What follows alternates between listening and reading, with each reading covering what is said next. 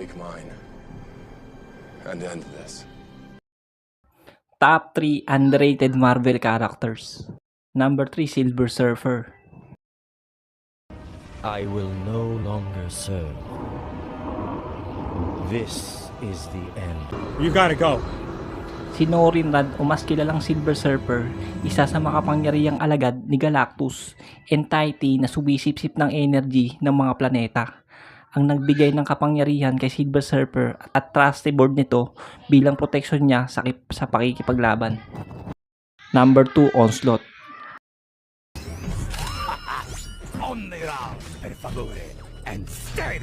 Si Onslaught ay inimbento ni na Professor X at Magneto, isang halimaw na halos may perpektong kapangyarihan.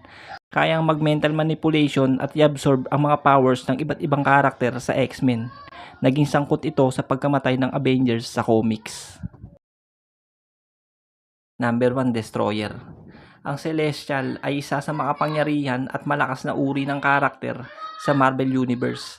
Nilikha ni Odin si Destroyer para maging isang ginintuang armas na gagamitin niya sa mga laban at magprotekta sa Asgard. Kung maalala nyo, lumabas ito sa Thor 2011.